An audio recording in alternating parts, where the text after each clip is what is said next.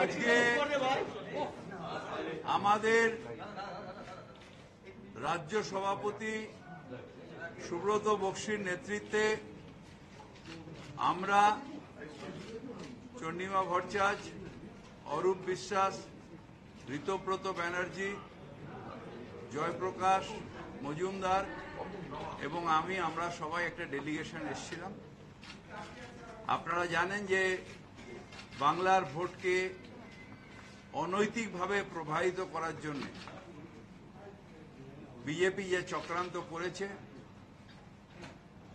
ভুয়ো ভোটার আনা, ভুতুরে ভোটার দেওয়া এবং একই এপিক কার্ডের বিভিন্ন রাজ্যের সেই ভোটারগুলোকে নিয়ে এসে আমাদের এখানে ভোটটাকে একটা প্রহসনে পরিণত করার চেষ্টা করেছি। এটাতে আমরা স্পেসিফিকভাবে ডিমান্ড করেছি যে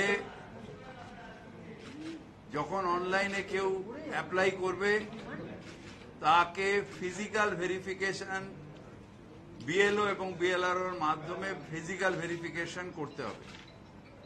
2 নম্বর হচ্ছে ইউনিক আইডি নাম্বার ভারতবর্ষের নির্বাচন কমিশনকে করতে হবে।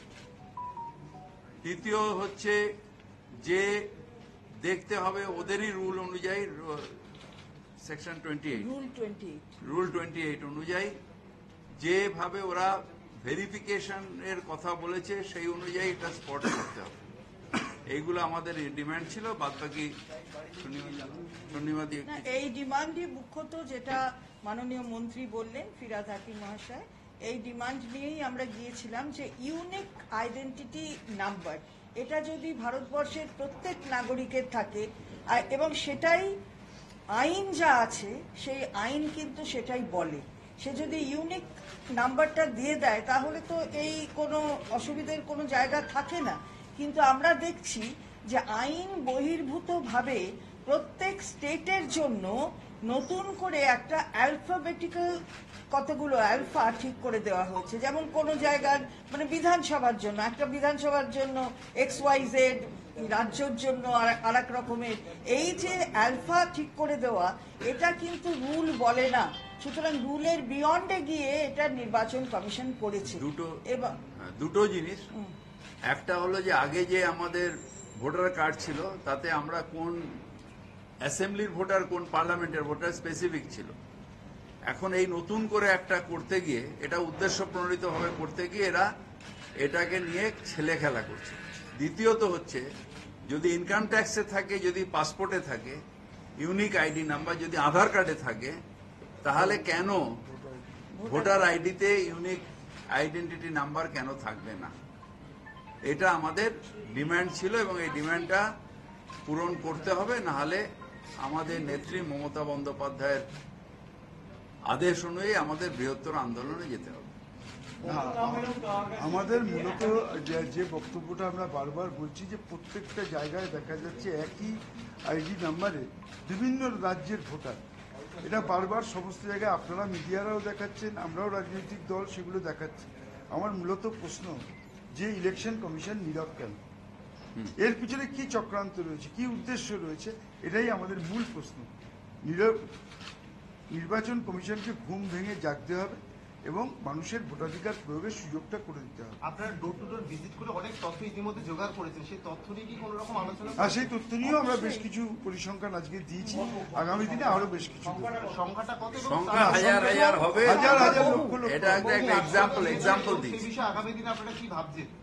আমরা বললাম তো, আমাদের ফিরহাদ হাকিম তো বললেন যে আমাদের নেত্রীর নির্দেশ প্রত্যেকটা পশ্চিমবঙ্গবাসী, পশ্চিমবঙ্গের যারা মানুষ তারা যাতে ভোট দিতে পারেন এবং পশ্চিমবঙ্গের বাইরের কোনো মানুষ যাতে এখানে যে ভোট দিতে না পারেন, যে চক্রান্ত বিজেপি এবং নীরবতা পালন করছেন নির্বাচন কমিশন, তার বিরুদ্ধে আমাদের আন্দোলন করতে হবে। যেভাবে দাবি করছিল যে একই এপিক কার্ডের নাম্বারে একাধিক ভোটার থাকতে পারে, সেক্ষেত্রে অন্য রাজ্যের ভোটার হলে কোনো সমস্যার বিষয় নেই, এটা আপনারা কিভাবে দেখছেন? নির্বাচন কমিশনের সাফাই এটা একদম অবশ্যই একটা আইওয়াস, এটা এটাই কোনোদিনও তো হতে আসল পারে, ব্যাপার। এটা আইওয়াস, এটা হবে কেন? না, হতে first পারে না। হবে কেন? এটা First একটা- এটা হবে কেন? এটা একটা চক্রান্ত। epic ওটাই তো একই- আলফা দিয়ে বলছে ওই অ্যালফাবেট দিয়ে দিয়েছে এটা আগে যেরকম যেটা এই ফিরাদ রাজ্যের হাকিম জন্য বললেন, আগে পার্লামেন্টের নাম্বার, অ্যাসেম্বলির নাম্বার, তারপরে ভোটারের আইডি কার্ডের নাম্বার ছিল, তো সেটাকে চেঞ্জ করা হলো কেন? X Y Z, Z Y X, এগুলো কেন করা হলো? একটা করে এটার নম্বর পিছনে একটা দিয়ে- গভীর ষড়যন্ত্র রয়েছে, অ্যালফাবেট দিয়ে একটি দেওয়া রাজনৈতিক দলের ষড়যন্ত্র। এবং আমার একটাই প্রশ্ন, কেন এইসব জেনে শুনেও এখনো ঘুমোচ্ছে নির্বাচন কমিশন? আমাদের কাজ হচ্ছে নির্বাচন কমিশনকে জাগানো এবং মানুষ যাতে, পশ্চিমবাংলার প্রতিটি মানুষ যাতে ভোট দিতে পারেন, তার পবিত্র ভোটাধিকার প্রয়োগ করতে পারেন, সেটাই আমাদের মূল লক্ষ্য। দাদা, কমিশন তো টুইট করে বুথ লেভেল এজেন্টের কথা বলছে, যেগুলো রাজনৈতিক দলের আন্ডারে থাকে, তাহলে কিভাবে অন্য রাজ্যের মানুষ এসে এই নাম্বারটা দেখবে? এটা কোনো কথা হলো না, এটা কোনো কথা হলো না। এটা কোনো কথা হলো না। আমার এজেন্ট থাকুক আর না থাকুক, ও কি তার রেসপন্সিবিলিটি ইলেকশন কমিশনে কমিশনে থাকবে না? থাকবে না। আমি ধরুন দিলাম না এজেন্ট, যদি আমার agent তার না মানে থাকে, কি তখন কি হলো? হবে? তার মানে কি তার রেসপন্সিবিলিটি মানে চলে গেল? এটা কোনো কথা না, আমার যেটা মূল হ্যাঁ। ধারণা যে এর পিছনে একটা চক্রান্ত, চক্রান্ত। রাজনৈতিকভাবে কোনোভাবেই মানুষের আশীর্বাদ থেকে, সমর্থন থেকে তৃণমূল কংগ্রেস এবং মমতা বন্দ্যোপাধ্যায়কে বঞ্চিত করা যাচ্ছে না। এবার কোনো কিছু করে যখন পারা যাচ্ছে না, তখন দেখা যাক যদি ভোটার লিস্টে করা যায়। কিন্তু বাংলার মানুষ সজাগ, মমতা বন্দ্যোপাধ্যায় সজাগ, আমরা এর বিরুদ্ধে আমরা লড়াই আর আমাদের করছি organization। এবং আমাদের অর্গানাইজেশন রয়েছে, সংগঠন রয়েছে, সাধারণ মানুষ সঙ্গে রয়েছে, মামাটি মানুষ সঙ্গে রয়েছে। একটা বাইরের ভোটার যাতে না থাকে, তার জন্য যতখানি আন্দোলন করতে হয় আমরা করব। Thank you. এই একটা অভিযোগ নিয়ে বিজেপি কিছুদিন আগে সিইও অফিসে এসেছিলেন, বলছে রোহিঙ্গা এবং বাংলাদেশি এগুলো হচ্ছে ভুয়ো। এসব কথা আমরা তো বারবার করে বলছি, পশ্চিমবঙ্গের যে মানুষেরা থাকে তারা ভোট দেবে, বাইরের যদি কোনো মানুষ থাকে সে ভোট দেবে না।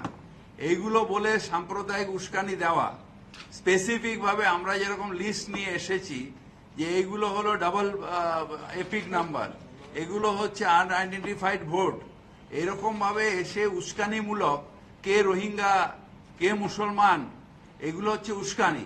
এখানে যদি স্পেসিফিক থাকে যে হোক, যদি পশ্চিমবঙ্গের বাসিন্দা না হয় তার ভোট দেওয়ার অধিকার নেই, সেগুলো ওরা করতে পারবে না। ওরা এসে এইগুলোকে ভণ্ডুল করার চেষ্টা করছে। इलेक्शन कमीशन में आप लोग गए थे, क्या आप लोगों की डिमांड से, क्या आप लोगों की कंप्लेंट्स रही है वहाँ? हम तो अभी बताया आपको, सब तो तीनों तीनों तीनों चारों डिमांड के साथ ही हम लोग बोल रहे हैं। यूनिक आईडी नंबर, हमारा एक यूनिक आईडी नंबर, एक है फिजिकल वेरिफिकेशन, और हमारे जो वोटर है उसके वोट अधिकार है, बाहर के वोटर के हमारे यहाँ पर वोट अधिकार नहीं होना चाहिए। और सटल और जब इलेक्शन भोटार जो रहते हैं यहाँ पर वही वोट देंगे। ভোটার লিস্টে যখন কাজ চলে, তখন প্রতি শনিবার রোববার বিএলও এবং বিএলএ কে একসঙ্গে বসতে হয়। অল পলিটিক্যাল পার্টির বিএলএ মানে এজেন্ট, ব্লক লেভেল এজেন্ট, আর এটা হচ্ছে বুথ লেভেল এজেন্ট, আর হচ্ছে বিএলও। বিএলওরা অধিকাংশ জায়গায় উপস্থিত থাকেন না, সেটাও আমরা যে কমিশনকে বলছি। আপনাদের আজকে কোর কমিটির বৈঠক হলো, মানে যারা এই ভুয়ো ভোটারের ধরবে তার জন্য তৈরি করে এইটা নিয়ে আমরা এখন কোনো কথা বলবো না, কারণ পার্টির ভেতরে কথা আমি বলবো। কথাটা